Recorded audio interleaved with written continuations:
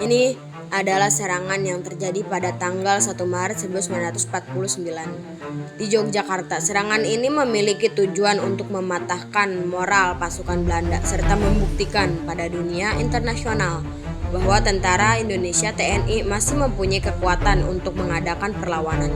Serangan ini diduga terjadi karena propaganda Belanda ke dunia internasional yang mengklaim bahwa Indonesia sudah hancur.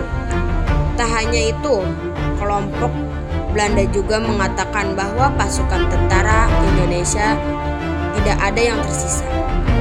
Meski negaranya sudah merdeka, serangan umum dipimpin oleh Soekarno yang pada waktu itu menjabat sebagai komandan Brigade X atau Wehrikes ketiga waktu itu.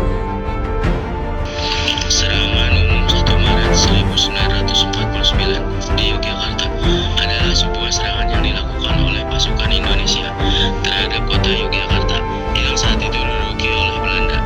Serangan ini dipimpin oleh Letkol Soeharto dan merupakan bagian dari perjuangan kemerdekaan Indonesia melawan Belanda. Letkol Soeharto yang kemudian menjadi Presiden Indonesia memimpin serangan ini. Serangan tersebut berlangsung singkat tapi menunjukkan semangat dan keteguhan pasukan Indonesia dalam melawan pendudukan. Setelah serangan, pasukan Indonesia kembali ke posisi gerilya. Mereka melanjutkan perjuangan melawan Belanda dengan taktik perang gerilya. Serangan tersebut terjadi pada 1 Maret 1949 dan berlangsung selama sekitar 6 jam. Pasukan Indonesia berhasil menguasai kota Yogyakarta, sementara waktu sebelumnya akhirnya kembali ke posisi mereka. Serangan ini menunjukkan kemampuan dan semangat perjuangan pasukan Indonesia dalam melawan pendudukan Belanda. Tujuan serangan. Salah satu tujuan serangan ini adalah untuk menunjukkan kepada dunia bahwa Indonesia masih memiliki kemampuan untuk melakukan perlawanan terhadap Belanda, terutama setelah agresi militer Belanda kedua. Dampak internasional. Serangan ini mendapat perhatian internasional dan membantu meningkatkan tekanan diplomatik terhadap Belanda untuk mengakui kedaulatan Indonesia. Kepemimpinan Letkol Soeharto.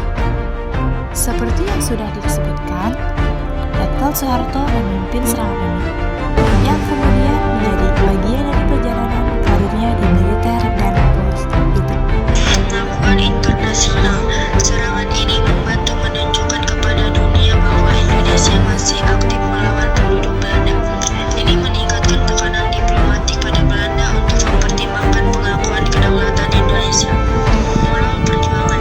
Serangan ini juga meningkatkan moral pasukan dan rakyat Indonesia dalam perjuangan melawan Belanda, menunjukkan bahwa perlawanan masih bisa dilakukan meski dalam kondisi sulit.